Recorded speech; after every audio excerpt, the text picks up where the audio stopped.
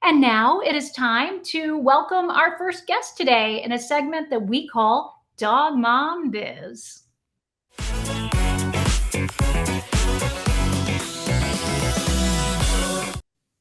Nancy Hassel is the founder and president of the American Pet Professionals, an award-winning business, networking, and educational organization for the pet industry since 2009.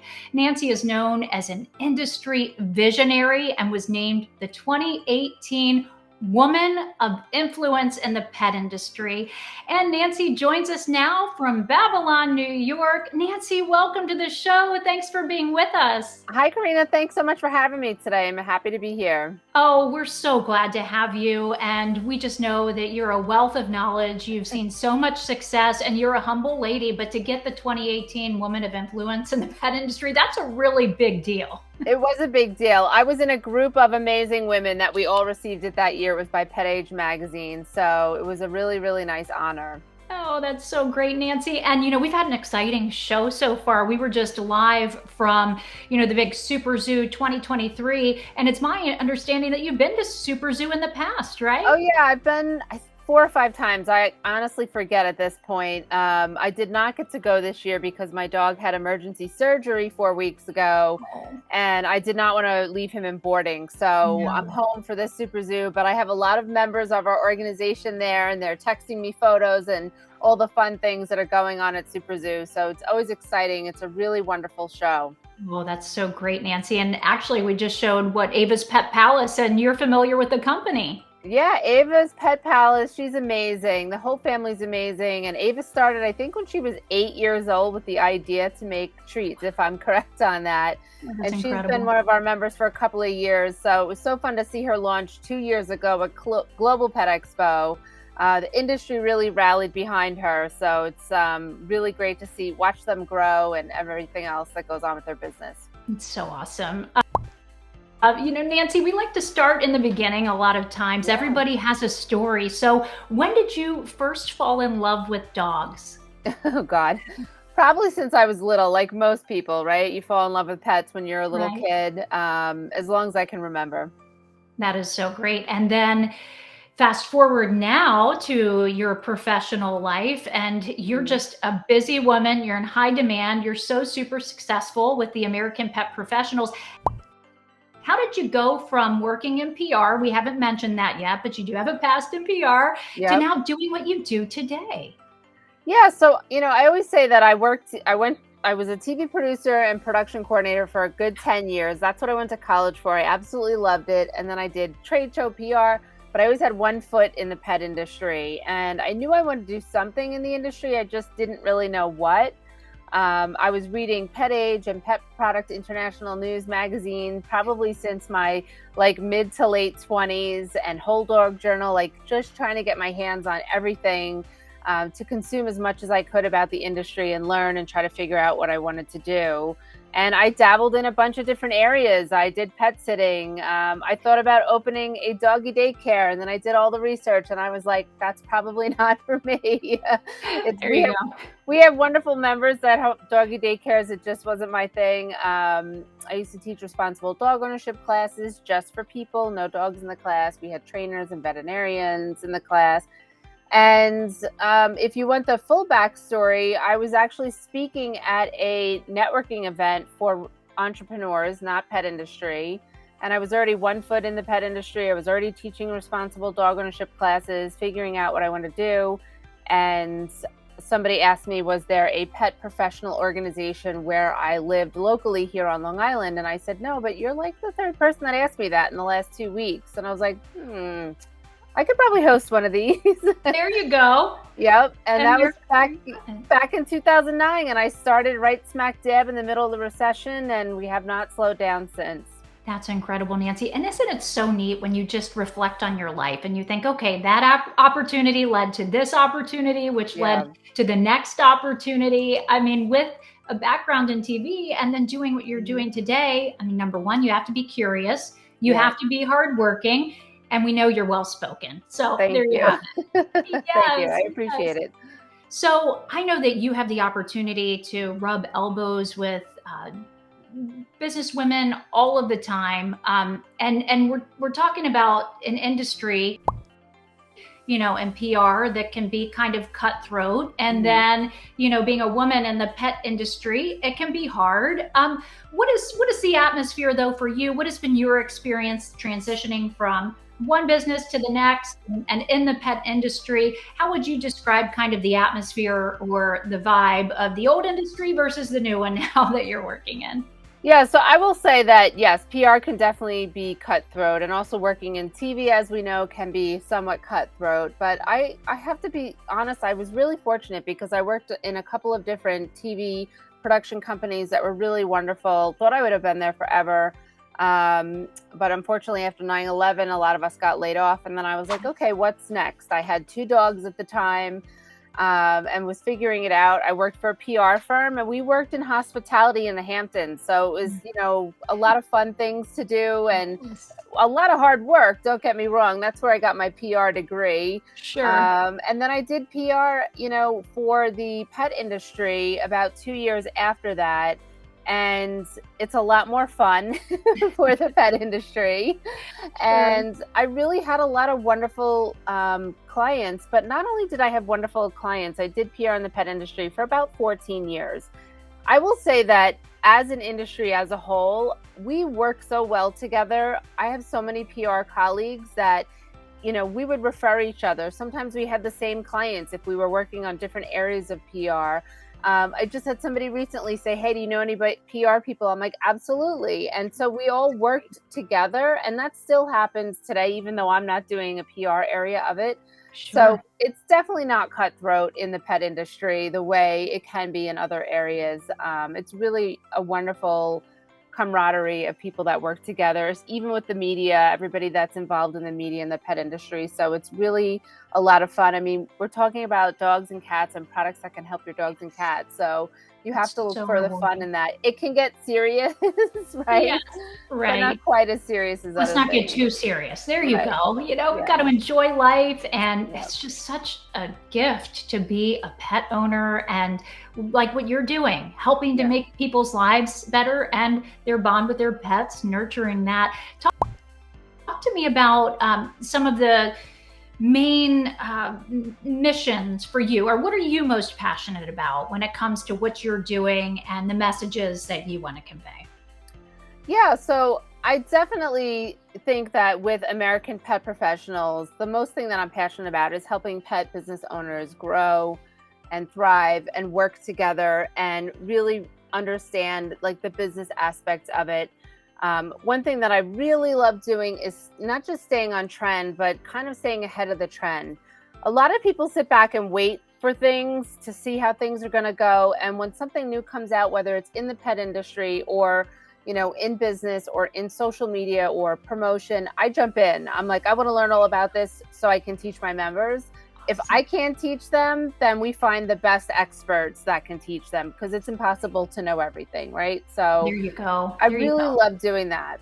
Yes, and it's my understanding that you work in 80 different segments of the pet industry. So you mentioned that it takes a team. I bet you have an amazing team behind you.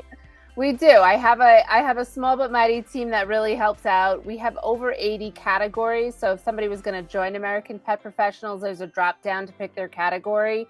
And it's funny because I just recorded a podcast episode about this, about how so many of us in the pet industry are passionate about a few different things, right? That multi-passionate entrepreneur or business owner. So they get to add 3 things. And a lot of really savvy business owners offer different services. So even if it's somebody on their team that's offering different services in their pet retail store or pet sitting, or maybe they're a pet product manufacturer and they also, have a pet grooming store or pet retail store. There's a lot of varied people that do different things and learn different things and add different services. So a lot of our content and information is overarching, but we do niche down when it needs to be on specific things for people that need that help in those areas. That's great. Now let's talk big picture for a moment. From our perspective, it seems like the pet industry is really growing. I mean, we have so much momentum with Dog Mom News. There's interest all the time. I know during the pandemic, so many people decided to adopt pets. From your perspective, what's happening in the industry? And then can you touch on the importance of technology and what role technology should play in this growth process? Yeah, so absolutely, the pet industry has not slowed down at all since I've been in it. I used to say the pet industry was a $40 billion a year industry when I first really was in the industry full time.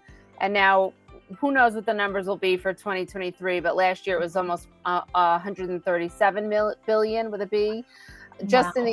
in the US. That doesn't include the rest of the world, which is much higher. I think it's going to continue to grow. I've watched the industry grow so much over the years and see things that, you didn't see it, right? Like corporate companies were not in the pet industry. They didn't want pets in their hotels, in their, places at vacation destinations, like all of these different things. And that has evolved. And it's not just because of the pandemic. It was already happening. We know the great numbers over the adoptions with the pandemic, which has sadly slowed down. So if you can adopt or foster, please do. But, watching the industry grow, watching companies that, now are in the industry. And as a PR person, when I started, it was really difficult to get pet business stuff into the regular mainstream news. We saw all the wonderful stories with animal rescue and things that were happening, but that has changed tremendously. You can go to any top business outlet or brand and look up pet, and you'll see multiple articles and information about the pet industry. I don't think it's going to slow down. I think it's going to continue to grow. I meet new people joining the industry literally weekly, like multiple times a week. So that momentum has not slowed down, you hear about the human animal bond all the time, and pets are family members now, right? Which we've been talking about for many years, but it is something that has really evolved and grown, and it will not slow down. As far as your question about technology, it's funny because technology years ago at Super Zoo that we were talking about, there was like a whole row of all these amazing technology products. And I don't think most of those technology products are still in production today, maybe some of them, but I just was blown away then. So that kind of ebbed and flowed. But now we are definitely back into a much stronger area of technology, whether it's an actual product or it's a service. It's really growing, and I don't think that area will slow down. I mean, we use technology every day. Many dogs have technology on their own collars and devices. I joke until, there's a device that a dog can go into the pet store and just pick out what they want, kind of like that other store, that it's just going to continue to grow. So it'll be fun to watch and see what comes out. Yes, and we have another interview coming up later in the show that's dog log. So, all the apps that are popping up all of the time, and we can use technology for good. And speaking of good, you're doing so much good. Is there maybe a rewarding story that you want to share with us, or where you really felt a sense of encouragement, like my work is really paying off here? Because I know it goes so beyond just making a paycheck for you. Yeah, I think, this can be for anybody that's in any kind of business, whether you're a solopreneur, whether you have a small but mighty team, or you're a big corporate company in the pet industry. One of the things I would say is a lot of times people might say, nobody really hears us, or they're not getting the messages and getting across. And I don't think that's true. I think people are paying attention. You never know who you're affecting in a positive way by either encouraging somebody, by giving them information, by giving them the tools that they need to do their business. Like all the things that we do here at American Pet Professionals for our members, you don't always hear right away, but then you'll see something, or you'll get that email back from somebody or a text message from a member and say, hey, remember what you told me? I applied and I got this, or I just got that award because you told me to apply, or our business just got this. Thank you so much for introducing me to that person. So that is a very big rewarding thing for me to see, because, sometimes as you're just working, you don't always hear that feedback. And then all of a sudden it seems to come all at once, right? You get like a lot of feedback at all at the same time. So if you're somebody that's out there and you're like, I don't know if my dog training is helping, or I don't know if this is helping, just keep going, because people are really paying attention. Oh, that's great advice. If any dog moms are watching and they're considering getting into the pet industry, what advice do you have for them? So I always say this is do your research, Yes. right? Do your due Yes, diligence. yes. There's enough room for everybody. So don't get discouraged if in your research you're like, oh, maybe it's a product that you wanted to come up with or something else that's happening. Oh, they're already doing that. There's always enough. I hear a doggy You barking. hear that's Louis Bear. That's my Louis Bear. He looks like this. There you go. Right, Bring Nancy. him on camera. I know I want to. I'm going to go out and get him right now. If he doesn't stop barking, I will. Yeah. But I just really think that is important, to do your research. Like I did a ton of research before I really decided what I wanted to do. Yes, there was some serendipity to what I'm doing now, but I already had a bunch of years of research in also working in the industry and reading and learning and, physically going to places to see what I wanted to do. So I think that if you're thinking about coming into the industry, we welcome you. We're always excited to meet somebody new that's coming into the pet industry. So it's always a lot of fun. And I would just say that if you ever have questions, feel free to reach out to me. Oh, Nancy, thank you so much. If folks want to stay on top of what's going on with American Pet Professionals, what is the best way for them to go about doing that? Yeah, so there's a couple of ways. You can directly contact me via our Instagram at American Pet Pros, or if you want to connect with me on LinkedIn, those are the two most platforms I'm social on. And if you want to go to our website, AmericanPetProfessionals.com, you can learn more about what we do, what our membership benefits are, and all of those type of things. Nancy Hassel, thank you so much for your time and for sharing all of this fantastic advice and information. You take care. Thank you so much for having me. Thanks so much for watching this Dog Mom News clip. Be sure to like, comment, and subscribe to our YouTube channel for more awesome and informative Dog Mom News content. And while you're at it, ring the bell so that you can find out about more content in real time. And be sure to join us Thursdays at 8 p.m. Eastern Standard Time for our live show. You don't want to miss it. Thanks for watching, everyone.